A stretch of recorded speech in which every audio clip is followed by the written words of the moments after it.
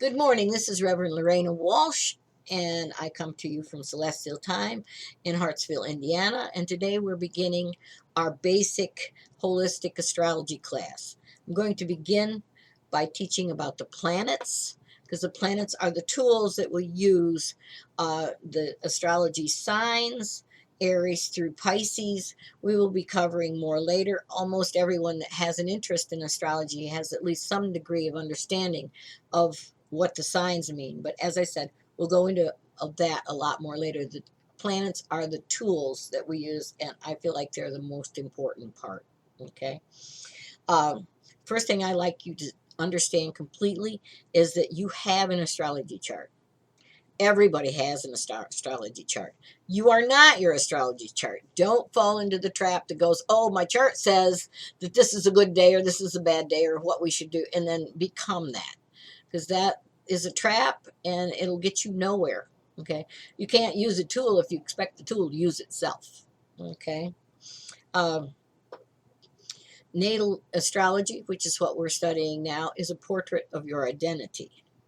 Now, also, your social status, your parents, the place you were born, circumstances around your birth, they all are taken into consideration when looking at your chart and your planets. An astrologer, and we'll get to know something about your basic place in the world, because you're not going to use Mars energy the same if you're a diplomat as if you are a factory worker, you know. And there's nothing good or bad about either one of those. It's what you chose to become. When you chose to come in here, you chose your parents, your circumstances, and your chart. Okay. Your chart is a representative of the energies that you wanted to use. All right. So as I said, there's no good or bad planets, but we are going to begin with the sun, because the sun, of course, illumines. It brightens everything up. It is the main character. When you look up in the sky, you see the sun, and even at night, the sun is shining somewhere.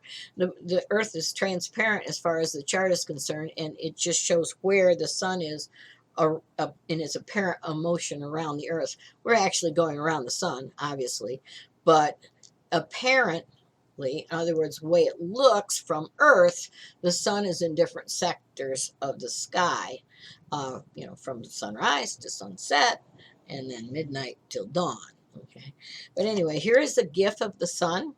The sun is the gift is a circle. A circle represents infinity. It represents the cosmos, all that is, and the dot in the center represents your splashdown point, your place on this in this scene.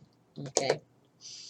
uh it represents mankind place in all it is.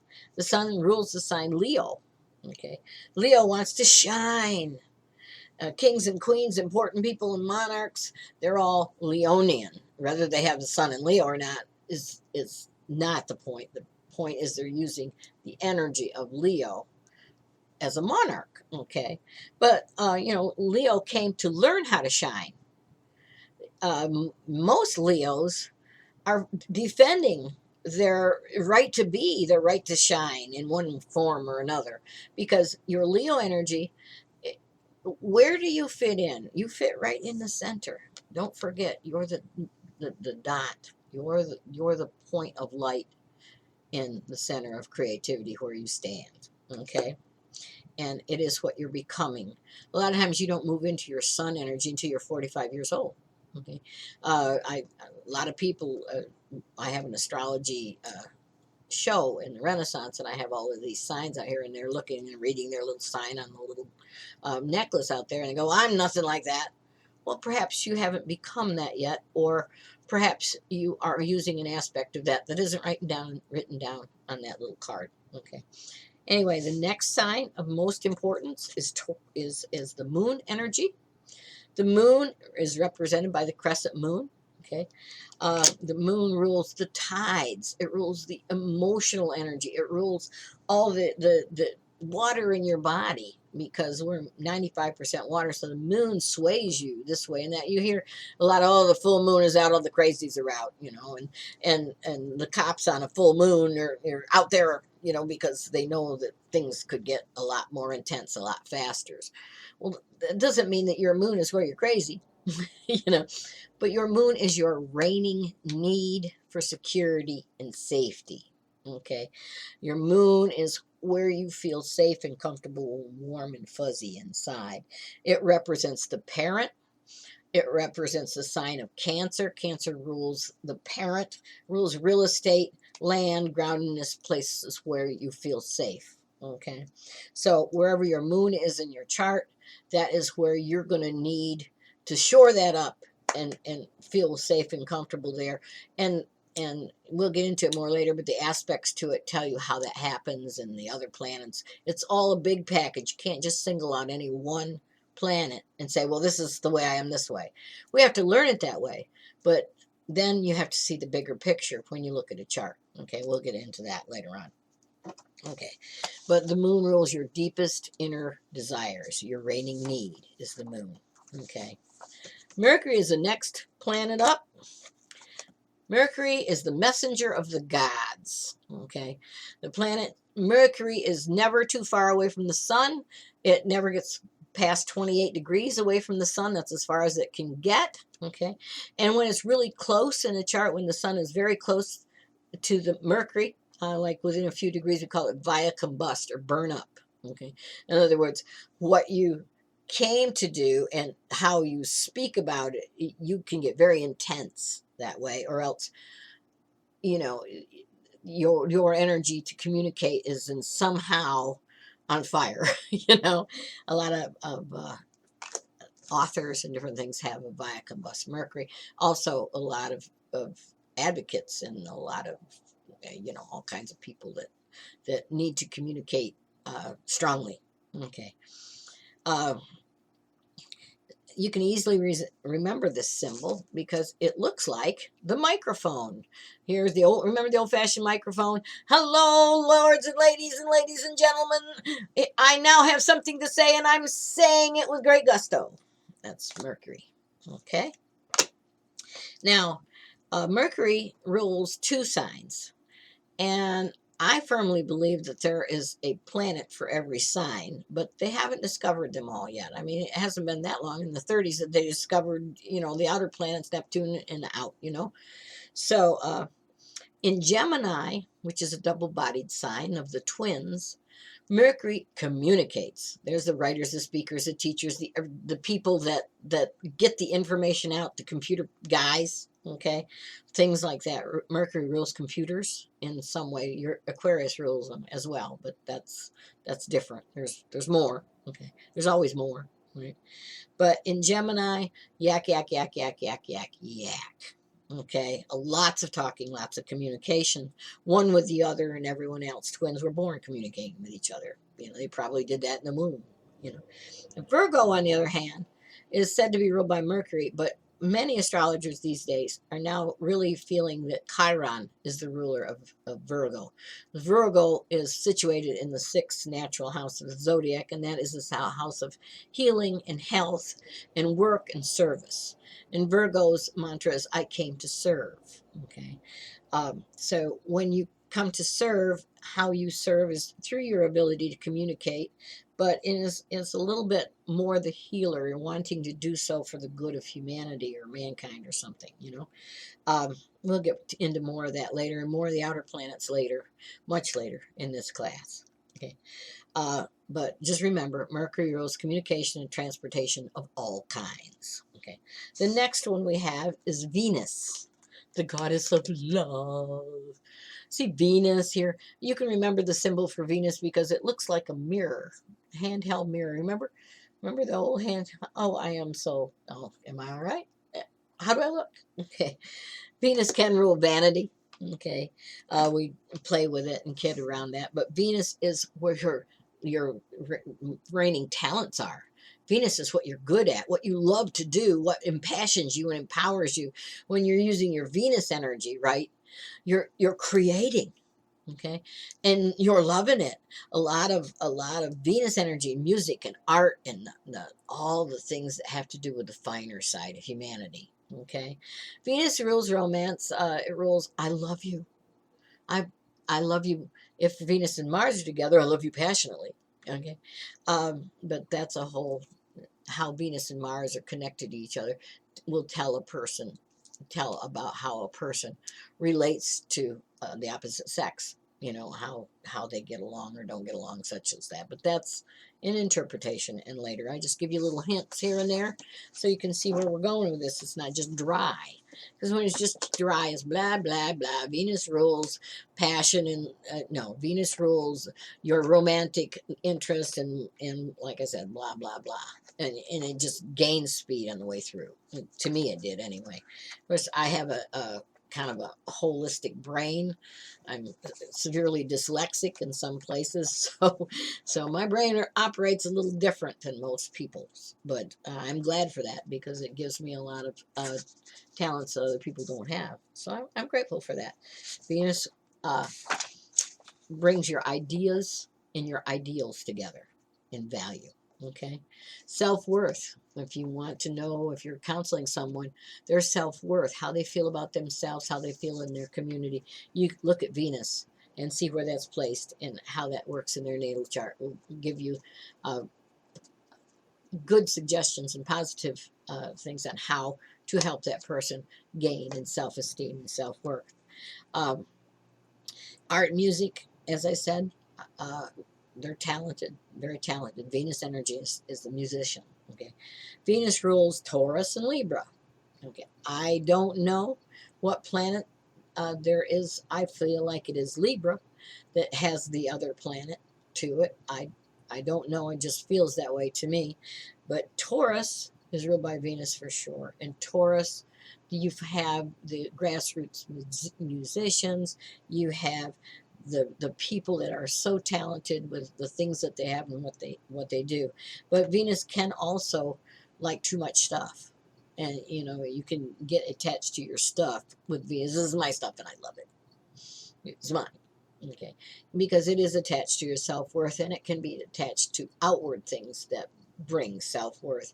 And as we know in esoteric teachings, there's nothing outside of you that is going to say anything about your worth. Not really. But that's, again, that's going beyond what we're doing right here.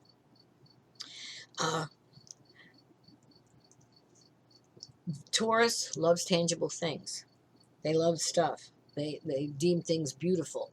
And that doesn't mean that it's the fine arts. There's many Taurus. They're an earth sign, so they got their feet on the ground. They love comfort. They love cushy pillows. Okay, they love buttons and bunnies.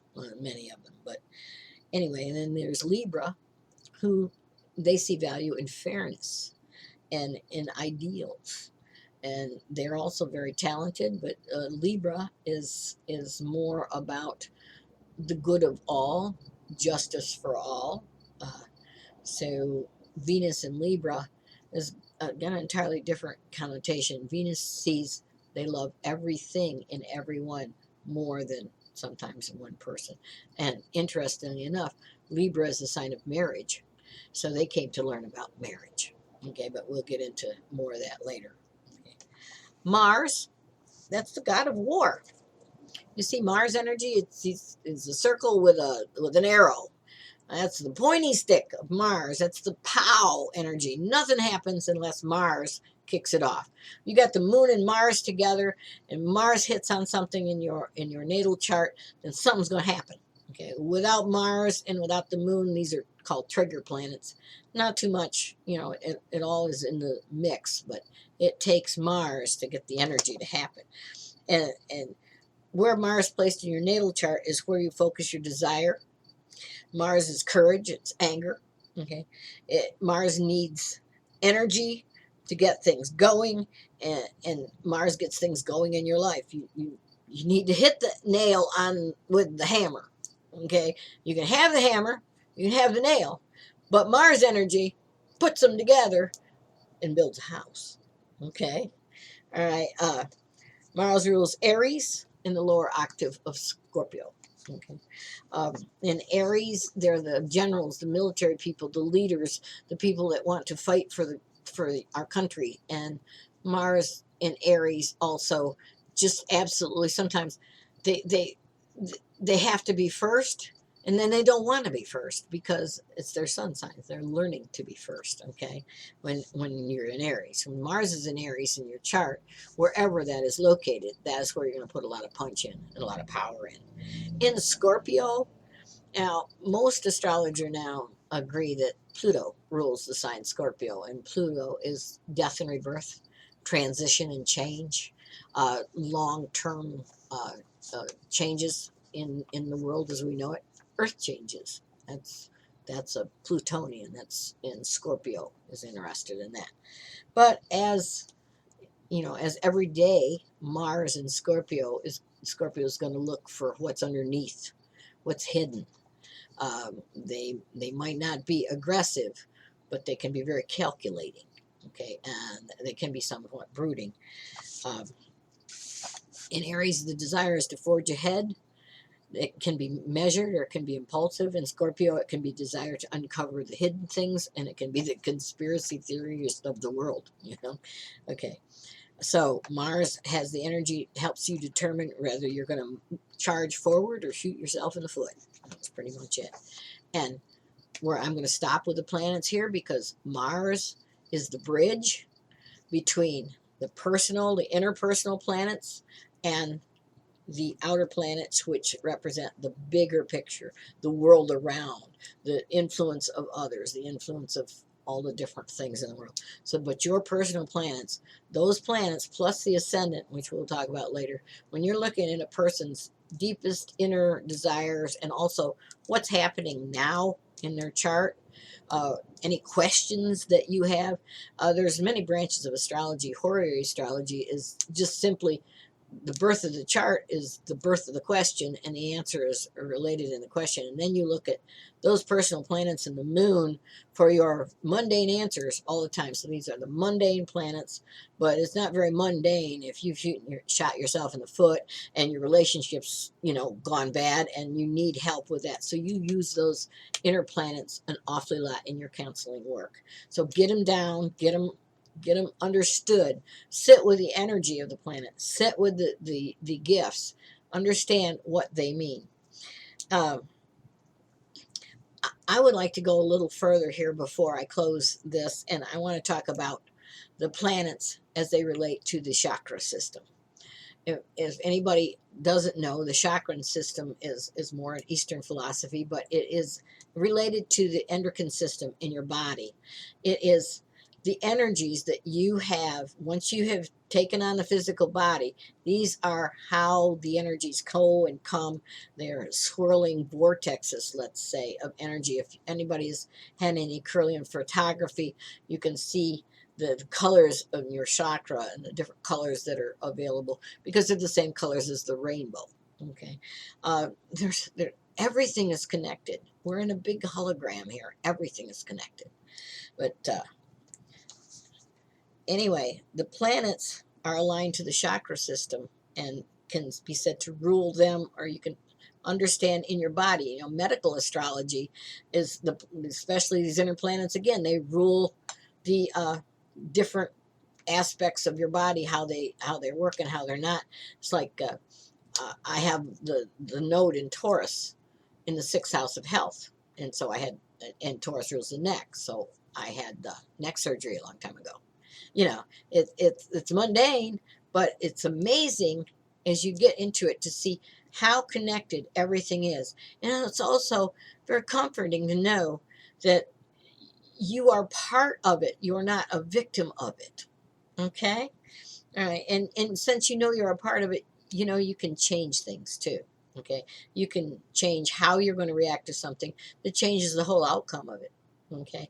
And with astrology can help you learn to react better. Okay? But anyway, let's go to the planets and the chakras. Now, everybody is pretty comfortable with 7 chakras, but really there's 9. And don't ask me to prove that, but this is something I know. Okay. The first chakra is the subterranean chakra. It's not the first one in the body, it's beneath the body. It's where you planted your energy in the earth. If you plant a seed, you got to put it in the ground in order for the corn to grow. You have a seed, you don't have corn. And this subterranean chakra is what grounds you to the earth. This is when you focus on your grounding energies, if you happen to do that, or when you get in touch with your different centers, which I strongly urge you to do. Go beneath the first chakra. That is the wellspring that feeds the first chakra. Your first chakra is at the tank. It is the base of your spine. But Pluto rules the subterranean chakra, the farthest one out and the closest one, the one down deep within. That's ruled by Pluto transition. As you come in, it says, I descend. And as you leave, it says, I ascend. Okay. Well, the next one, which is actually the first chakra that most everybody knows about, is your root chakra. That's your fight or flight chakra. Okay. It says, I am. Here I am. I fight. I flight. It's ruled by Mars energy. Now, isn't it interesting that we're going from out in a way to in?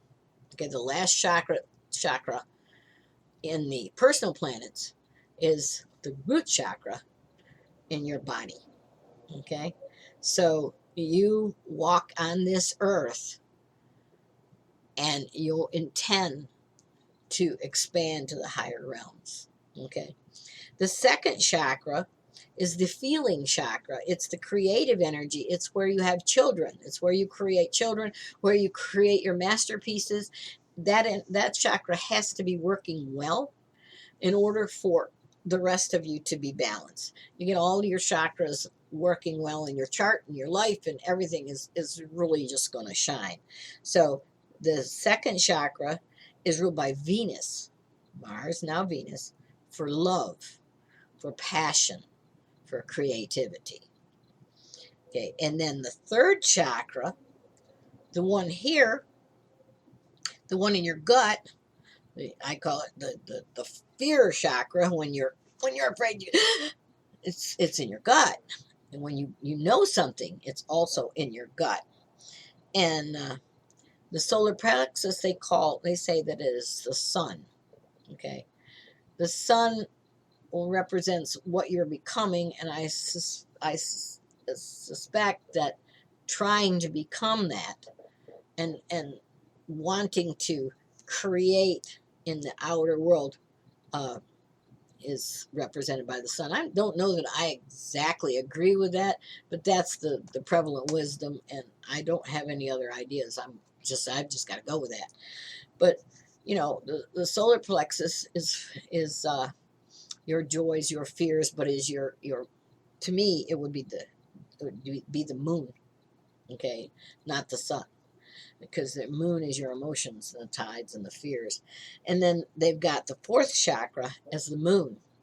I think that is reversed more than anything, but you can take it or leave it. The fourth chakra is where you blend the first three chakras. Going down into the ground is your instinctive nature. Okay. The heart chakra is where you blend that instinctive nature with that's coming from down to you, coming from above. Okay. Your higher octaves. Okay. So the heart, they say, is ruled by the moon. I feel like that is the sun. That is what you're becoming. That's the sun, but you can make your own decisions. The fifth chakra is Mercury energy. Mercury is the throat chakra. How do you communicate?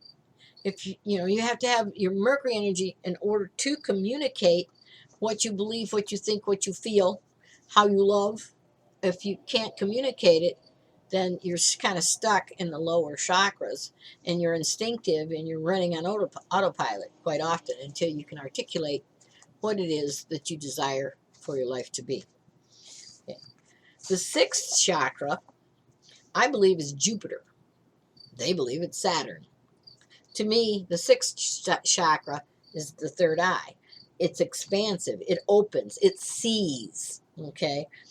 I see is not Saturn to me. They say it is, so you can choose, because Saturn is the father time and Jupiter is Uncle God. And when you've got this open, you see a broader picture, a bigger thing. This is called, your intuition is coming from here. Your clairvoyance is coming from here. So sixth is I see. The seventh is I understand. And I honestly believe that is Saturn energy. These two, I believe, are switched as far as the information that I have read. But it's all, just know that the planets come in. Try it yourself after you get better with astrology, or if you're into Eastern philosophies. See what you think. But I feel confident that I'm correct here, because Saturn is Father Time, and when you come out the top, your crown chakra, you are seeing the big picture of your journey. You come out either the root or the crown chakra at death. Well, pick one or the other. Come out your head or your feet. Okay, but this sees the bigger picture. Okay, I understand now. I see it. But there is still two more that we work with. The eighth chakra, that's the veil. That is where we speak and where we meet the discarnate, the people, or the energies that are no longer in a physical body. That's the railroad station that we come through to get into life, and the one we go out of life. Okay, or the train station, plane station, Rainbow Bridge, name it. It doesn't matter. Okay, that's the in between. Okay, um, that is ruled by Uranus, because Uranus is whatever you can imagine. Wham! It's surprises. It's sudden. It's jolts. Okay, but it's also very much into the spiritual, into the esoteric side of things. Is Uranus. Okay, ruled by Aquarius rules Uranus. Uranus rules Aquarius. Pick one. Same. You're going to have to understand that all of these terminologies can be interchanged. Okay. Um, the ninth chakra is our connection to light energy. It is heaven, or it is nirvana, or it is God energy. This, I'm sure we can go past that even, but what we are using while we're in working with third dimensional reality, this ninth one is our touch to spirit. And if I have a meditation for myself where I walk in on the third floor and I push the elevator and I go up to the ninth floor and I get off. Okay, and I commune with my master guides. So you can but it's ruled by Neptune. I illumine. I imagine. I am beyond time and space. Okay. So with that, it completes our class for today. Please tune in. I'll have another class coming in a few days. I'm going to go to the Pittsburgh Renaissance Fair. I leave tomorrow and we'll go over to Pittsburgh. I'm going to work the weekend at the Celtic Fling. If you're any place in or around Pittsburgh, please come and join us and have a grand time and say hi or get a reading or whatever. I also offer readings online and in person. Um, if you'd like a reading, you can contact me on my Facebook page, Celestial Time, on my webpage, Celestial Time, here.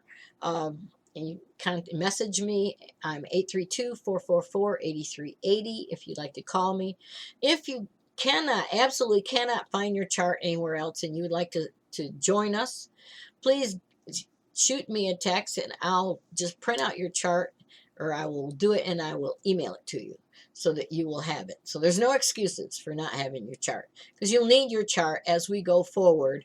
And, we'll be doing some other people's charts too, just as examples of the patterns of the charts and where the signs and the houses and all the things interact. But I did want to say a little bit more about this interchangeableness. If you talk about the sun, you're talking about Leo, and you're talking about the fifth house of children, because in astrology, Aries is the vernal equinox. It begins, that's where the sun begins its trek. Okay, and it goes from Aries, Taurus, Gemini, and it goes counterclockwise around. So as the time moves, the ascendant moves up, and the planets are moving this way. You know, so maybe that's a dance move. Ooh, the planets.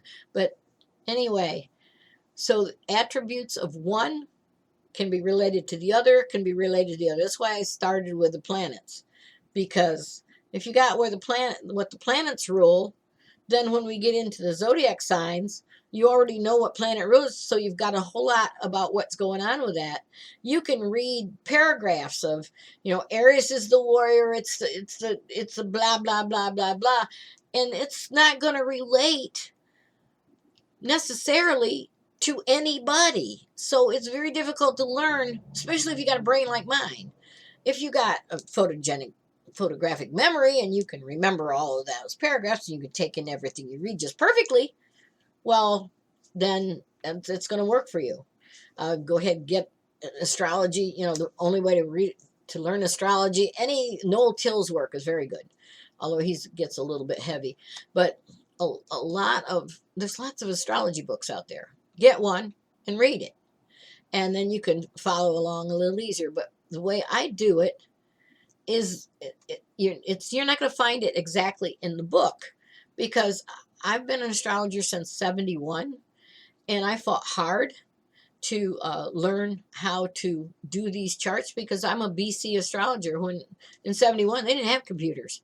Okay, so I had to learn how to do the charts by hand, and that's just there. People would tune me out if I tried to teach them that, because the computer is right there. You can go into the library and use their computer, because there's so many astrology programs out there. Your cell phone will give you an astrology program if you want. Okay, I think I have time passages on my cell phone, so there are apps for that. There's apps for everything, don't you think? Okay, well, until the next time we meet, I bid you farewell. Study, study, study. But just get these planets, bring these personal planets into yourself. If you find your chart, see where Mars is and where Venus is and where these personal planets are. Take them separately and then join them together. Make little pictures of them, make little sayings around and play with it. Okay, because that's the way to really learn it, really understand it. Okay, so fare thee well. Have a great day. Bye now.